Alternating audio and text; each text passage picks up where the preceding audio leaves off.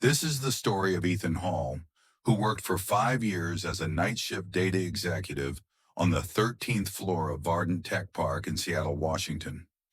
That night, Ethan and his co-worker Ryan Cooper were buried in work. The office was dead quiet except for the hum of computers. Ethan was struggling to keep his eyes open when suddenly he felt someone brush past behind him. He turned around. No one. He shrugged it off, went back to typing. Then the printer started printing on its own. 2:15 a.m. Only the two of them on the whole floor. He grabbed the paper. It was blank. A cold shiver ran down his spine. Ethan was a small-town guy from Springfield, Illinois. Simple, hard-working, supporting his retired parents back home. He'd taken this job in Seattle hoping to build a better life. Ryan was from Ohio, smart and quiet, and actually preferred the night shift. Less drama, he'd say. The Vardent Tower was 20 stories of glass and steel, bright cafeterias, tight security, and elevators that took you straight to your floor. But one strange thing, there was no 13th floor button on the elevator. It went from 12 straight to 14. Employees were told the 13th floor existed, but was restricted to the night back-end team. Ethan didn't care. He needed the paycheck. Then one night Ryan said, "You ever heard the rumors about this floor? People say it's haunted." Ethan laughed it off, but couldn't shake the feeling. That same night, the printer started again. Blank paper. Ryan joked, "Guess the ghosts are sending in their resumes." They laughed nervously. On one of Ethan's monitors, a CCTV feed from the hallway stayed open. He saw something move. A shadow. Then, for just a second, someone appeared standing behind his chair. Ryan yelled, "Dude, behind you!" Ethan turned. Nothing. That was the first night fear crept in.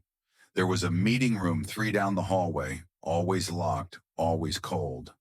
One night, Ethan noticed a faint yellow glow under its door. Then it blinked out. Later, a security guard told him, "That room's been sealed for years." Something bad happened there. Ryan had his own encounter.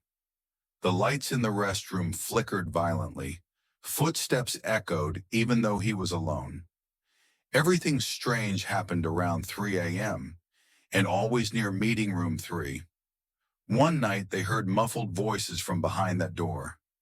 When Ethan checked his screen, a line had appeared. "Why didn't you open the door?" Terrified, they started digging. A janitor told them about a guy named Mark Davis who'd worked that shift a year ago and suddenly quit.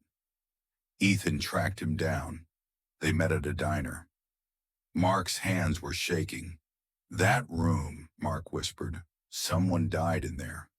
Cardiac arrest during overtime. The company buried it." But he never left. Ethan asked, "Did you see him?" Mark's eyes filled with tears. "Every night, sitting in that room on the CCTV. One night I even saw myself sitting there. But I was at my desk." He warned them never to open that door. Still, Ethan and Ryan recorded 3 nights of footage and emailed HR, saying there was something wrong with the 13th floor. Minutes later, Ethan's monitor went black. Then a message appeared in distorted text. "You saw what you shouldn't have." Next morning, the flash drive was gone.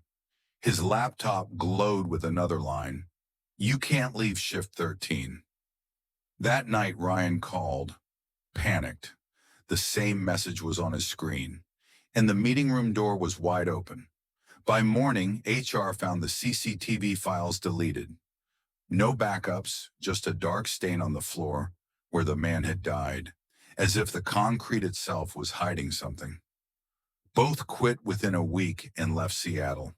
But to this day, around 3:10 a.m., Ethan still wakes up gasping, like someone's standing right behind him.